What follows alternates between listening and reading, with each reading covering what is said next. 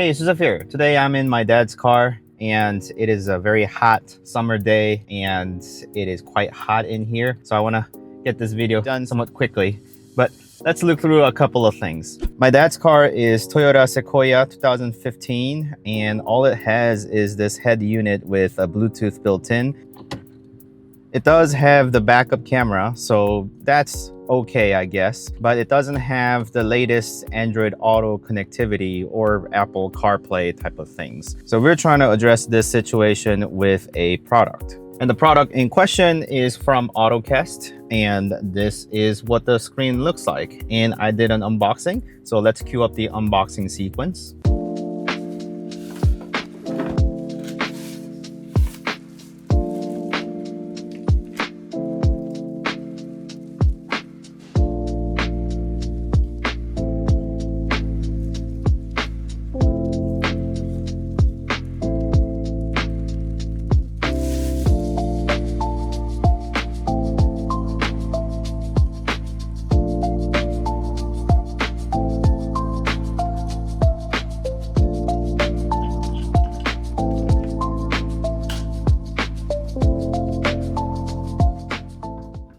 And after the unboxing, this is a screen I got. There wasn't including mounting system, but as you can see, my dad's got quite a lot of things that are already attached onto the dashboard. I did advise him not to, but he did it anyways for his devices that he wants to attach. I don't know, he's got something for these magnetic mounting system. But fortunately, I think I can use some of those to mount the screen. And as you can see, I've stuck these metal plates for it to be mounted on those magnetic mounts. And just like that, it goes on. Well, before that, we need to connect the USB Type-C port that is on here. So I'm going to connect that up and then also route the wire somewhat neatly so that it is not dangling all around. I can't really help the way he's set up before, but I'm going to do my best in making that somewhat neatly put together.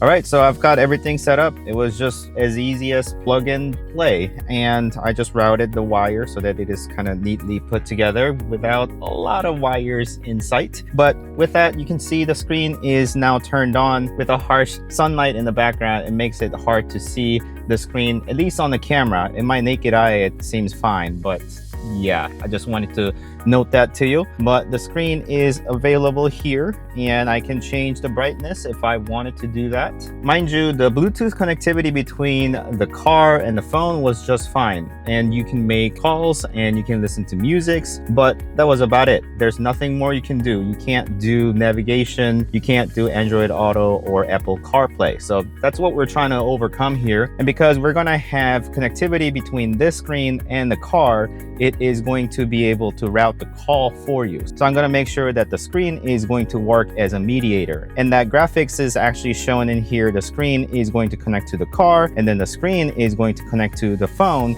so that it can talk through it, and all the calls and the music play can happen through it. I don't need to connect any cables besides the USB-C power. I can connect to the aux cable if I wanted to, or I can transmit via radio if I wanted to, or I can just have sound out of the monitor as well. But I figured out that this monitor working as a mediator between the car and the phone works the best in terms of usability and the speed of things, as well as the sound quality. So let me connect my phone. So that was the Android Auto popping up automatically. But after I have connected my phone, I can go and see my phone has been registered as a receive phone Bluetooth and transmit to car Bluetooth, which is now Toyota Sequoia. So now this is sending information to the screen, and the screen is talking to the speaker and going back and forth and such, so that we can have calls through the built-in microphones of the car that is working through the head unit. And that information is also being sent to the screen. That way it goes into my phone so I can make the calls and such. And ultimately, I'm trying to have the Android Auto function. So let's go ahead and press that button. And then now we're into the Android Auto environment where I can navigate to different places, such as the airport. Head toward Beignet Alley, then turn left onto Twig Court. So yeah, that works perfectly. I can listen to music if I would like to, or just look at the map in a full screen. But that allows me to see the map in a very large screen compared to my tiny little phone and enjoy the Android Auto via wireless. Besides the wireless Android Auto and Apple CarPlay, you can also have various apps installed on here. YouTube, Netflix, that sort of things are available for you to use. And also the backup camera connection is possible if you want to hardwire that onto your car and have it actually configured if your car does not have the backup camera. But in my case, the backup camera is already included in here. So all I was really looking for was wireless Android Auto function, and it is available right here. And in fact, it just connects right up when I start the car.